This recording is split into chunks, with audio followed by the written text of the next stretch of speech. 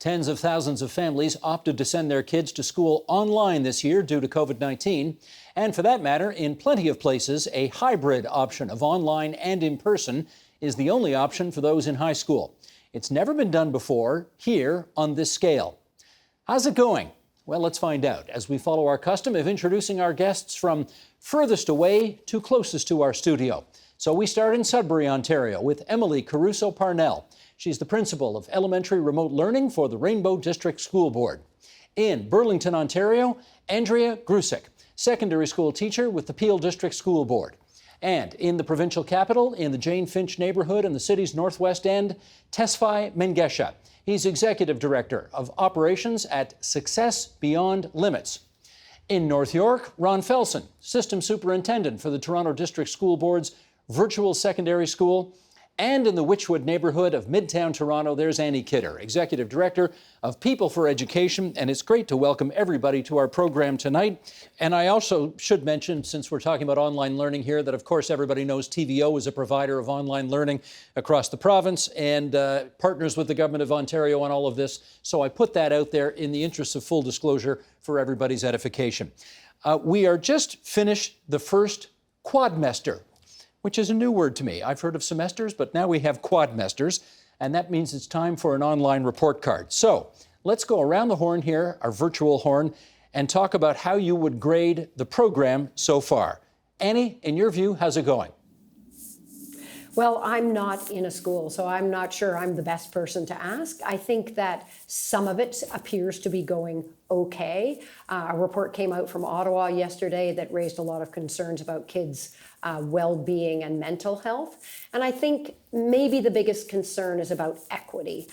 For kids who are already struggling, families that were dealing with a lot of challenges, it seems to be that that it is more challenging to support learning online, and we have to be thinking about that. Relying on families forever and ever is not really sustainable and definitely not equitable. Emily, what are you seeing in Sudbury? I think that overall, I'd give us a passing grade. I think that we've done a good job of meeting these challenges and trying to meet the needs of families who are, as Annie said, coming from a variety of starting points as they begin doing this online learning. So I think I'd give us a passing grade. We've worked really hard in our board to make this as smooth a transition as possible, and it's been a real team effort involving really everyone in the board. So I think we're doing pretty well, all things considered. Pretty well, passing grade. Okay, good. Tesfaye, just before you tell us how you're doing, Success Beyond Limits. Just give us the 20-second speech on what you guys do. Yeah, so we're an education organization that's based in the northwest part of Toronto, and we provide all sorts of academic and social supports. We're based in the local high school at Westview Centennial, which is where we operate our youth space during the school day, and it's open to students from 8 a.m. to 6 p.m. And then we also have a summer program, which is located at York University, where students get an advanced high school credit before they get to high school. And how much of what you're doing is in person and how much is virtual? So we have both. So we do have the in-person portion. We've worked very closely with the administrative team at our local school to ensure that we are aligned with the public health guidelines that are in place, but also the protocols and procedures that they've put in place, and looking at ways that we can continue to support students. But we also know that we can only have a limited amount of students in our space. So we have our virtual youth space that's open for students to access at any point during the school day. So if they're not in the school building, they've opted for virtual learning, they can still get those supports as well. Okay, and how's the virtual going? I mean, virtual has been a challenge, I think, for our community and for other communities as well. We know that access to technology has been a barrier for many students, and that's been the case since the lockdown. And that also continues for some students now into the new school year. We know some students have not received pieces of technology till the end of this quad. And we know that that's still an ongoing challenge on top of being able to navigate the online platform. So there are a lot of challenges that young people and families are still facing. Andrea, how are you managing in Peel with virtual learning? Well, I've had the privilege of teaching in the online school in Peel, and it's important to note it's in the secondary panel, so I think that's going to be significantly different than my friends in elementary. But I know it was certainly a rocky start in Peel, and I think for many boards. But at the end of the day, I'd probably put us at a B. I think we've adapted well. Many of the educators have. The students have described that they are certainly learning and enjoying the environment. And I'd rate us a B, a level 3 for sure. Okay, you said a rocky start. What made it rocky? Well, I think we had to pivot quickly, and as numbers grew in terms of those that are wanting to learn online, that we had to reimagine the education system, and it's no longer brick and mortar, but they had to, in Peel, go from many students in the classroom to many students online, and starting an entire online school. And so, rather than timetabling for 1,200 students, 1,500 students, 80, 100 staff, you're in the numbers for the Peel Online School at 13,000, 15,000, initially started at 7,000. So, there is significant change in a short period of time. And, this is new learning for everyone. Mm-hmm. Ron, how about you? How's it going? Well, I agree. I think we've 3 months ago, nobody would have thought that we would have a virtual school in the secondary panel, and now we do. And we set up that virtual school in a really short record time. If we were to build a brand new school, we'd have lots of lead time for that. We'd have months and months of planning and board staff involved. We condensed that whole piece into about 3.5 weeks to get the school up and running. In the Toronto District School Board, we have 18,000 secondary students in our virtual school. And I would say it's more than a passing grade, and it's more than a level 3 grade. I would say we're doing pretty well. 18,000 kids in classes with teachers, earning credits. We're nearing the end of our first quadmester. And all things considered, yes, there have been some bumps. To be expected, but overall, I think we're doing a pretty good job. No, Ron, I don't think anybody underestimates the Herculean challenge you faced trying to put all this together on very, very short notice. But having said that, when you do hear from parents, what are the things that still concern them? So as Tesfar said, there is a little bit of concern, and it's a significant concern around devices for students. In the spring, when we were shut down for remote learning, we distributed over 60,000 devices to students in Toronto, which is a significant number. And in the fall, we had requests for almost 10,000 devices. We were able to give almost 6,000 devices out to students this past fall. But again, we are short a few thousand that need to get to students. And that's been a challenge for us. But generally, students have been using all sorts of devices, whether it's their iPhones or iPads or Chromebooks we've been able to pull from schools. And students have been able to adapt to the online format using devices available to them. Annie, let me follow up on your first answer where you talked about concerns over access to technology, fairness, equity, and so on and so forth. When you hear from, because your organization obviously you're not in one school, you're fanning out all over the place and you're hearing back from all over the place. How much progress do you think school boards have been able to make in trying to level the playing field in that regard? Well, on the one hand, extraordinary progress. I think you can hear it from all those, teachers and principals, the amazing work that's happened very, very quickly. Somebody talked about pivoting. Our research director thinks people aren't pivoting right now, they're pirouetting. And there's a lot of that going on in an amazing way. I think that for school boards, for the province, for individual schools, it's not just the machinery of technology, it's trying to ensure that there are enough supports there for all families. For some families, the parents are working at home, they can support their kids in their learning. It's much easier for some families than for others. And I think that that's the one area that we do need more work, that maybe we need to be supplying people like online, child and youth workers or social workers, guidance counselors, mentors, graduation coaches. We have to make sure that we're not amplifying inequity. This has been raised as a concern all around the world. The UN raised the warning of a potential generational catastrophe. And I'm not saying it is a catastrophe in Ontario. I think people in the system are really doing an amazing job. But we have to make sure by providing good policy from a provincial level and resources that every family has what they need. And that's not just a Chromebook often, it's other kinds of supports so that kids are able to succeed in this, weird world we're in. Emily, can I get you to speak to that? What percentage of your students have the resources they need in order to succeed in this new virtual educational universe we're living in?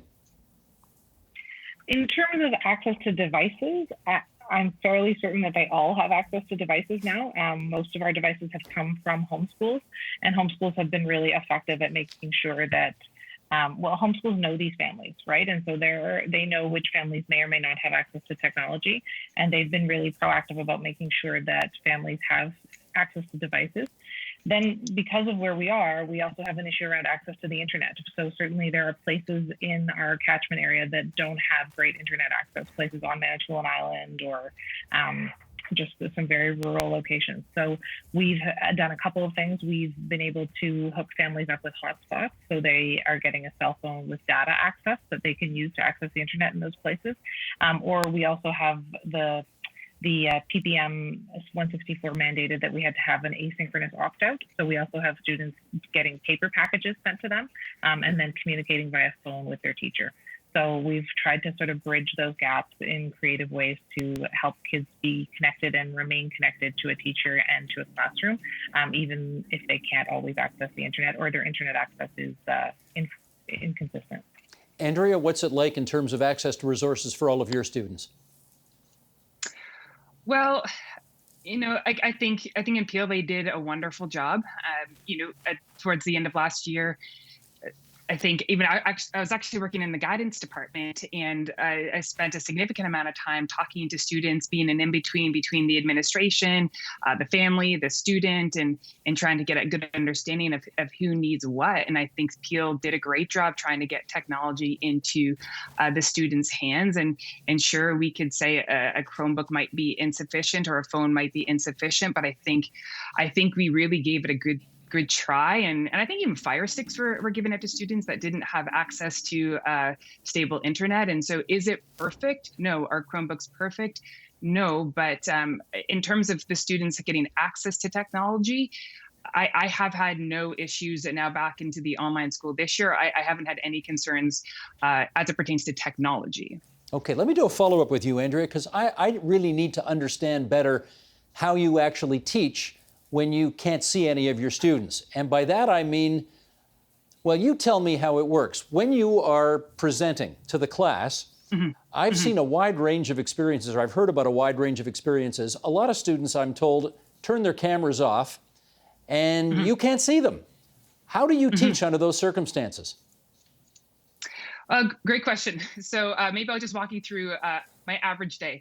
So I do spend a significant amount of time on Google Meets. That's been my choice for just doing the synchronous learning with the students. I would spend a significant amount of time learning a lot of online engagement tools, such as Pear Deck. You do Kahoots, you do Flipgrids, and all the Google Slides and all of that. So I think a significant amount of time has been spent learning that and then implementing those online tools. And another portion of my day would be connecting with teachers, both in Peel, but I think really across the province. We have seen collaboration on a scale that we have never seen before, from my understanding. And together, I think a lot of these teachers have really come together to engage these kids and using different online tools to do so. But and then there's of course there's the email, there's the preps, there's the marking, but we've really had to learn a significant number of online tools to keep these kids engaged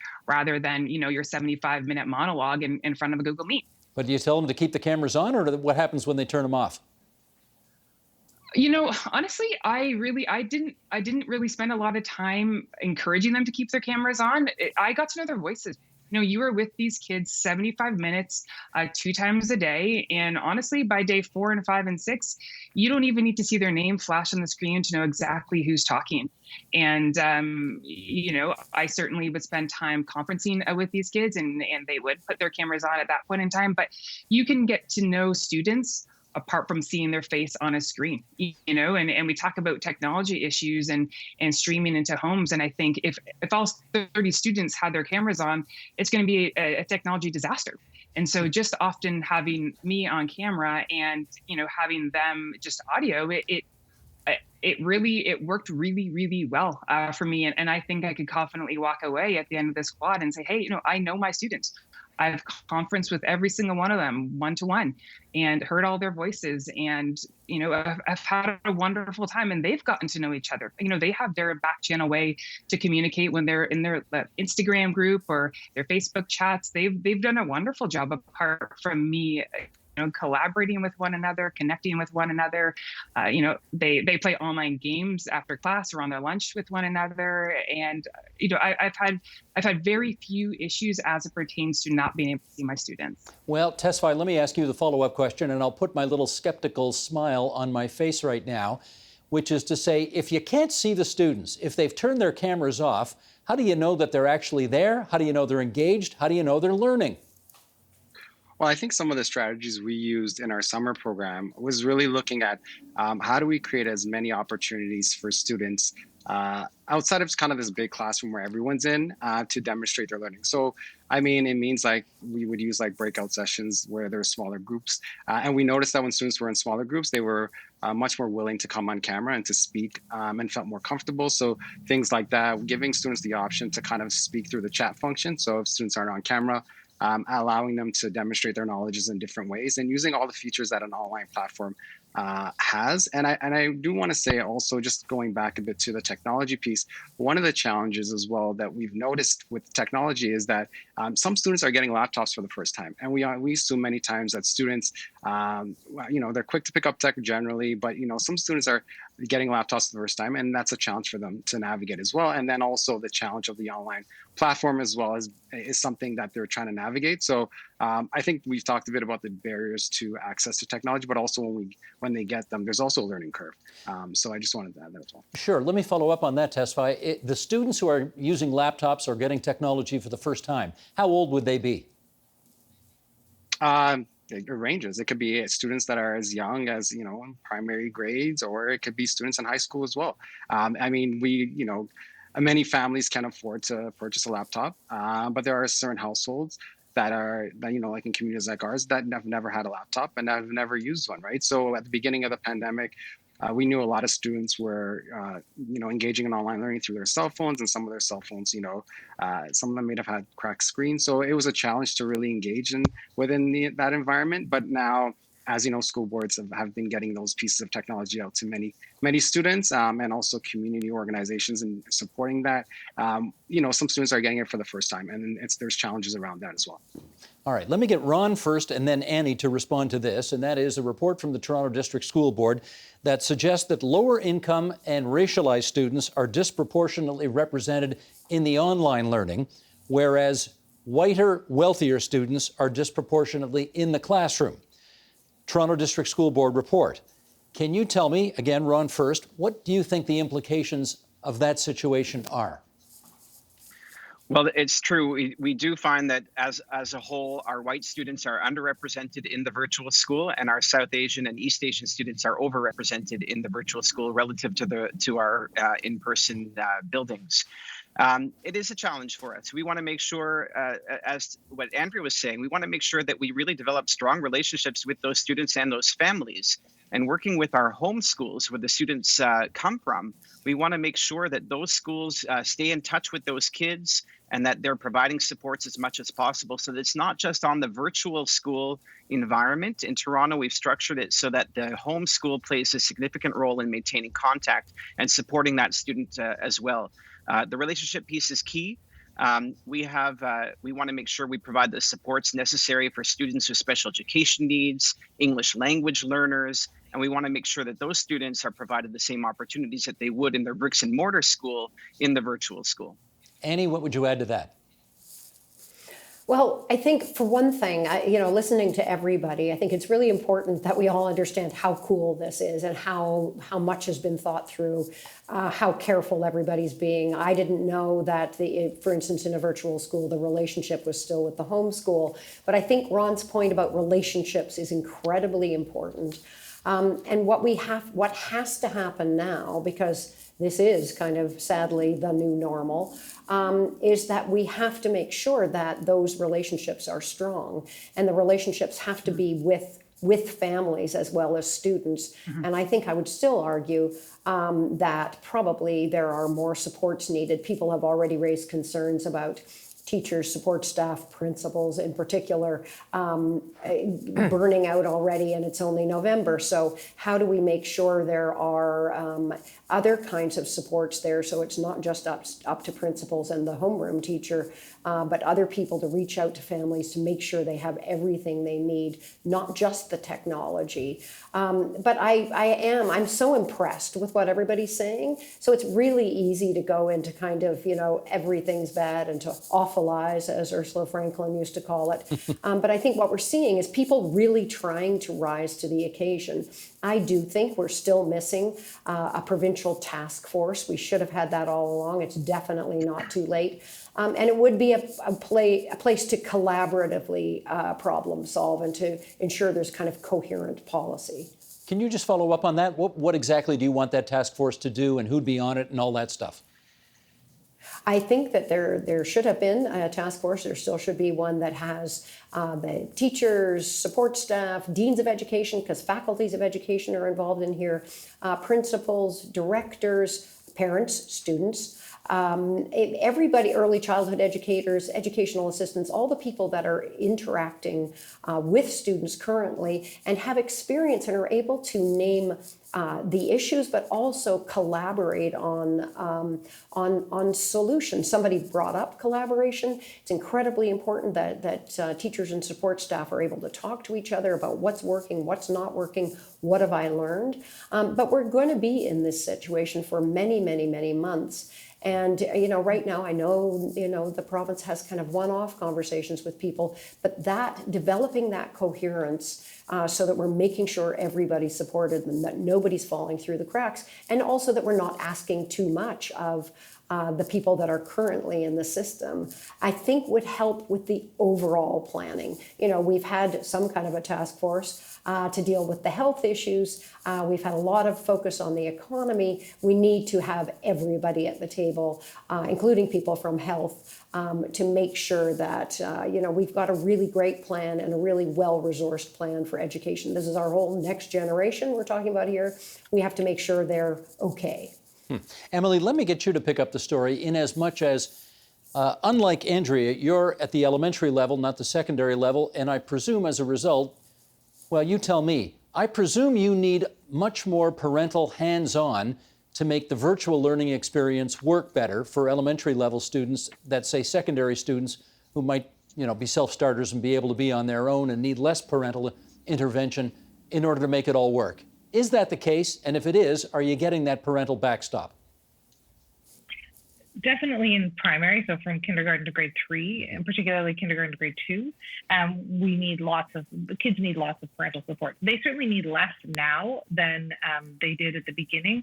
I do a Google Recess with my students every day, and Monday is JKSK, and now they can mute themselves and they can change things about their settings, and they know how to do all of that. At the beginning, they didn't know how to do those things. So kids are very resilient and pick up on these things. But definitely we are relying on parents to support and supervise and make sure that kids are attending and that they don't have 4 other tabs open on which they're playing video games. That's definitely a more enhanced role for parents than it would typically be if kids were in the classroom face to face.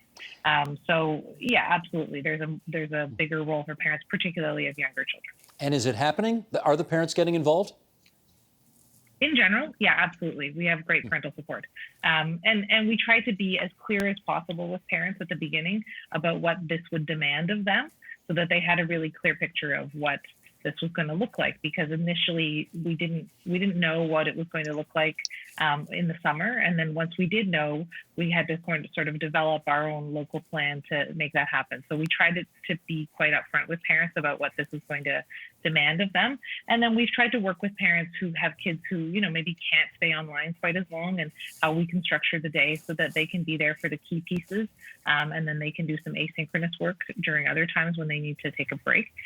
So we've tried to develop some flexibility within the model to accommodate for kids who require, a change of setting, or they need to take a break from the screen, or they need to go for a walk or do something asynchronous for a while.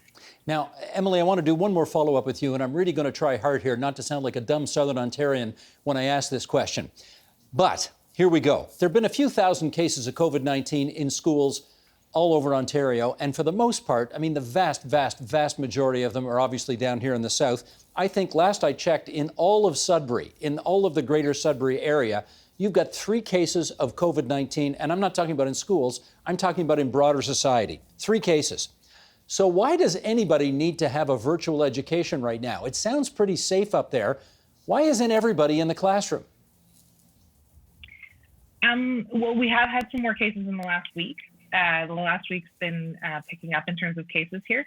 And certainly we've had some people, we have a transition date tomorrow where people are going in and out of virtual learning, and our enrollment is going down a little bit, but not very much. And so people have a variety of different reasons why they're choosing to do this. So some people are working in healthcare, and they just feel it would be risky to send their kids to school and have their kids possibly bring the virus into a school because they're picking it up at work and they're concerned about that. We have other people who have, people in their homes who are immune compromised, or people that they'd like to be able to keep seeing in terms of family members in nursing homes. There's just a really wide range of reasons why people are choosing to do this. And it really runs the gamut of, it works best for their family. It works best for their schedule, for instance.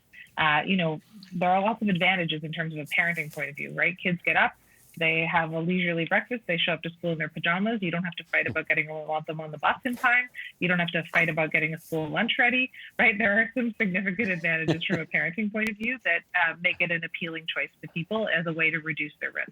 Okay, I get you there. That's thank you for indulging me on that one. Ron, let me go back to you with this one, and then let me get Andrea afterwards. Ron and Andrea on this one. Students with disabilities, students with special needs, what are you able to, presumably you have to tailor things a little bit differently to deal with that group of people. How are you handling that? So in the virtual school, we do have a full range of special education programming. I've actually had the pleasure of visiting one of our classes for developmental disability, and the teacher took us on a tour of a bee farm. It was an incredible class to visit, and just to see the support provided to our students with all different exceptionalities.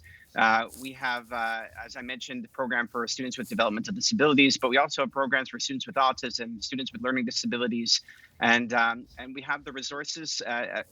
We're working with teachers the word was pivot was used earlier. Because the accommodations that are provided in a bricks and mortar school are different in a virtual setting. And so developing those individual education plans for students has been a challenge. But overall, I think our students are benefiting from the virtual environment and learning just as they would be in a bricks and mortar environment. Now, when I hear people from the education system say it's a challenge, that's usually code for we're barely keeping up. This is a real problem. Is that the case?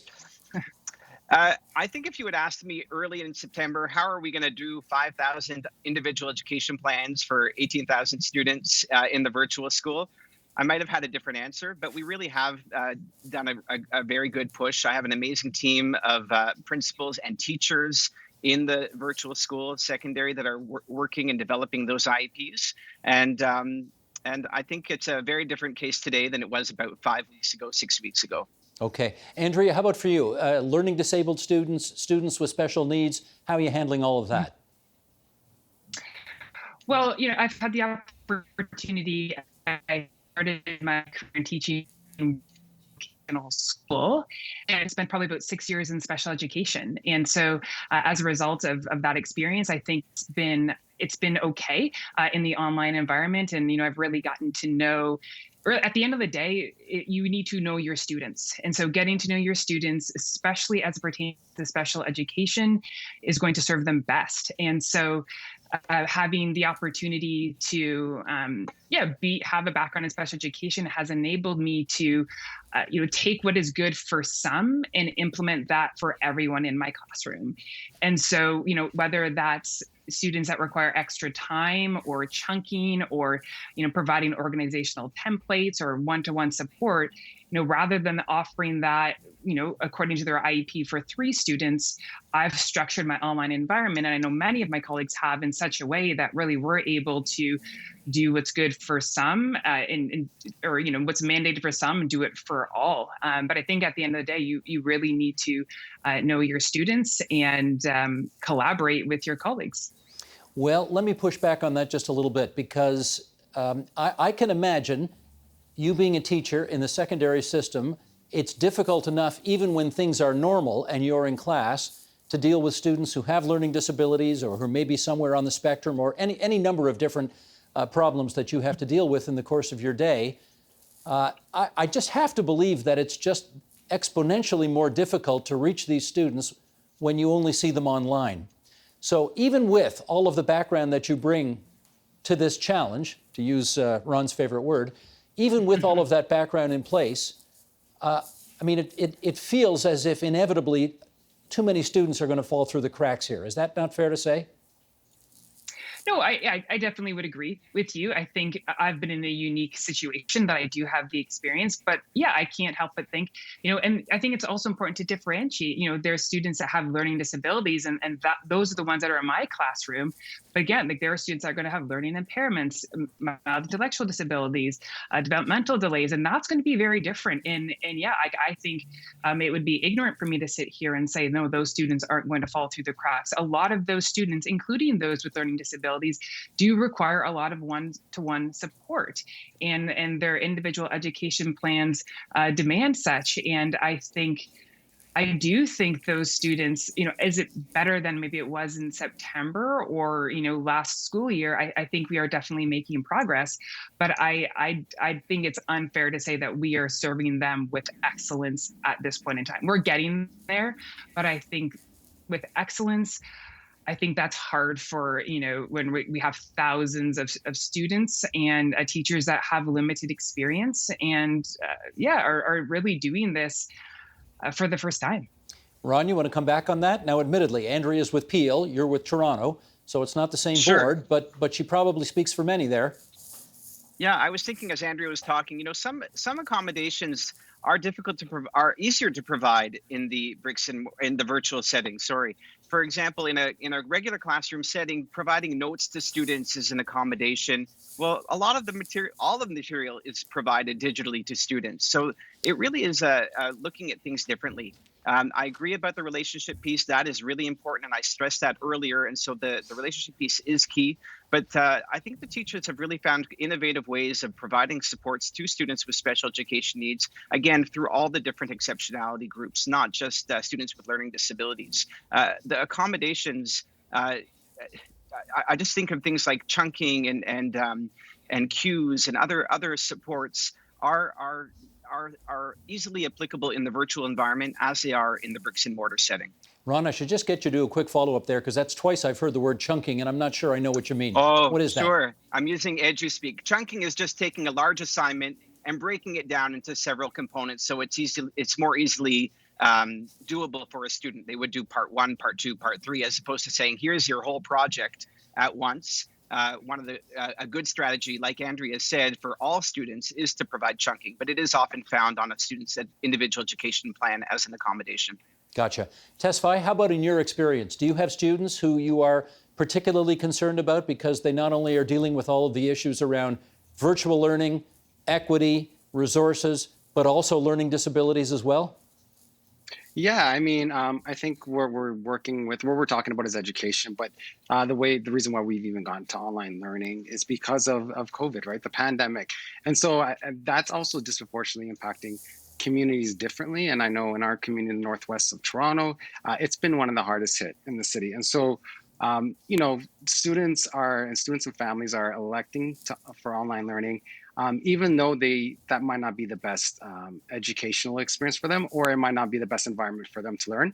But they're kind of weighing the balance of their own child's safety versus the need to learn. And so those students, for those families, there are a lot of challenges. We know that as the pandemic is a backdrop, as students are within the education system, their families are experiencing many inequities, whether it's around employment, whether it's being higher risk of contracting COVID. And some of these families are in households where they have maybe one device and there's 3 siblings in the education system all enrolled in online. And so they're trying to navigate that and figure out ways that they can all, submit their assignments. We've heard students that have asked and pleaded with teachers to just, can you just, and they're in the online environment, and asking them, can you just print off the material and let me just hand in the paper copy, because they're so frustrated with the online experience, and also just being not able, having challenges around navigating the online environment. And so there are many challenges that they're facing, and it's disproportionately impacting those that are also disproportionately impacted by COVID. Right. I've got 2 minutes left here, folks, and you and I all know that Stephen Lecce, the Education Minister, is watching this right now. So I would like to give each of you 20 seconds and give him one idea which he could employ to make all of this better. Okay, we're going to go from furthest away to closest. Emily, start us off. 20 seconds each. I read a great article recently called Tofu Isn't Cheese. And the thesis of the article is that distance education isn't the same as the face-to-face classroom, and trying to make it the same causes a lot of challenges for kids and for families and for teachers. And so I think it's important to focus on those pieces that distinguish the distance education classroom from the face-to-face classroom, and really work with teachers on developing those tools and strategies and ideas and practices that support quality distance education. Okay, Andrea, 20 seconds for Stephen Lecce. Go. Yeah, I think as we give our students voice and choice, I think it's important for Lecce to understand that teachers as well, they want to have their voices heard, and not just on a consultant basis, but actually on a listen. There's a difference between consulting and listening. And so listen to what teachers are saying, listen to the concerns that they have in their classroom, and really don't be afraid to reimagine what our education system can look like. Teaching in person and teaching online is very different. And bringing those two together, I think it's important to listen to the concerns that parents and staff and students are raising. Okay, I'm jumping in here because 20 seconds Sure. is 20 seconds. Tesfai, your 20 seconds to the minister. Yeah, I would just say that any policy that's put forward, especially during this time, really needs to center and put at the center of the policy those that have not only just been disproportionately impacted by COVID, but are also having challenges as they navigate the online environment. I think if we are able to figure out ways to support those students, it'll also be able to support the broader student body as well. Terrific. Ron, your 20 seconds to Minister Lecce. Well, I would say that this is also an opportunity for real innovation. We put these virtual schools together really quickly, but after the pandemic, there may be a place for virtual learning going forward. And we want to really leverage the learning from this year because I think teachers have done an outstanding job, along with their principals, to get virtual learning off the ground. So we'll want to see how this can maybe continue in some form, not the same form, beyond the pandemic. Interesting. Annie Kidder, put a bow on it for us if you would. Okay, Minister Lecce, we need a task force so that everybody's working together. We need to make sure there are sufficient supports for families, and we need to center equity. And I agree with Laurent, we need to learn from what's happening now in order to continue all of the amazing innovation that's going on in schools. Terrific. And with that, I thank Emily Caruso-Parnell, Andrea Grusik, Tesfai Mengesha, Ron Felsen, and Annie Kidder for their wisdom and sharing it with our viewers on TVO tonight. Thanks, everybody. My pleasure. Thank you. My pleasure. Thank you. Thank you. Thank you. The Agenda with Steve Paikin is brought to you by the Chartered Professional Accountants of Ontario. CPA Ontario is a regulator, an educator, a thought leader, and an advocate. We protect the public. We advance our profession. We guide our CPAs. We are CPA Ontario. And by viewers like you. Thank you.